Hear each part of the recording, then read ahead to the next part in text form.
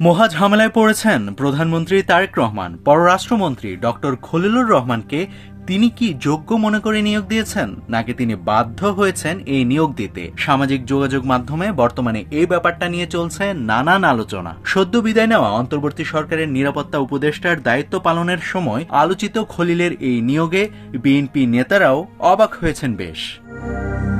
এদিকে বিএনপি সরকারের এই নিয়োগের কড়া সমালোচনা করেছে বিরোধী দল। আবার বিএনপি নেতাদের কেউ কেউ বলছেন খলিলুর রহমানকে পররাষ্ট্রমন্ত্রী করায় বিষয়টি তাদের জন্য বিব্রতকর হয়েছে। নানান আলোচনা চলছে ব্যবসায়ী, অর্থনীতিবিদ সহ বিভিন্ন মহলে। কারণ অন্তর্বর্তী সরকারের 18 মাসে অনেক সময়ই খলিলুর রহমানের ভূমিকা নিয়ে আলোচনা সমালোচনা হয়েছিল। এদিকে বিএনপি নেতারা আনুষ্ঠানিকভাবে খলিলুর রহমানকে মন্ত্রী করার পক্ষে বা বিপক্ষে কোনো কথাই বলেনি। তবে দলটির নীতি নির্ধারণী পর্যায়ের একাধিক নেতা আনুষ্ঠানিক আলাপে বলেছেন কূটনীতিতে খলিলুর রহমানের পেশাদারিত্ব আছে। বর্তমান ভূ রাজনীতিতে শক্তিশালী দেশ যুক্তরাষ্ট্র, চীন এবং প্রতিবেশী ভারতের যে অবস্থান, সেখানে বাংলাদেশের ভারসাম্য রক্ষা করে চলার ক্ষেত্রে পেশাদার ও দক্ষ পররাষ্ট্রমন্ত্রীর প্রয়োজন ছিল। তাকে সরকারে নেওয়ার ক্ষেত্রে সেটি বিবেচনায় এসেছে বলে তারা মনে করেন।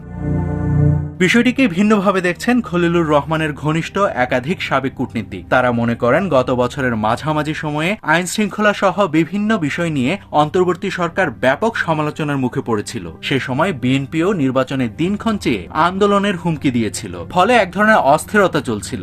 সেই পটভূমিতে গত বছরের জুন মাসে সদ্য সাবেক প্রধান উপদেষ্টা অধ্যাপক মোহাম্মদ ইউনুস সে সময় সেখানে নির্বাসনে থাকা বিএনপি চেয়ারম্যান তারেক রহমানের সঙ্গে বৈঠক করেছিলেন। সেই বৈঠক থেকে ফেব্রুয়ারি নির্বাচনের ঘোষণা এসেছিল। তখন অধ্যাপক ইউনুসের সঙ্গে খলিলুর রহমানও লন্ডনে গিয়েছিলেন এবং বিএনপির নেতাদের সঙ্গে বৈঠকে খলিলের উপস্থিতি লক্ষ্য করা গিয়েছিল।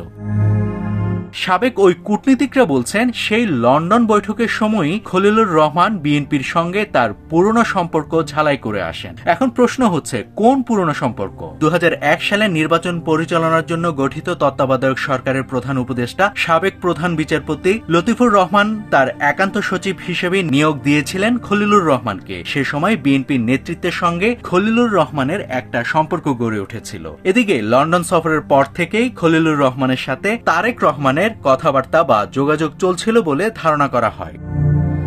তাই রাজনৈতিক বিশ্লেষকদের মতে কোনো বিদেশি শক্তির চাপে পড়ে নয়, বরং যোগ্যতা এবং সম্পর্কের খাতিরে খলিলুর রহমানকে পররাষ্ট্র মন্ত্রণালয়ের দায়িত্ব দিয়েছে বিএনপি।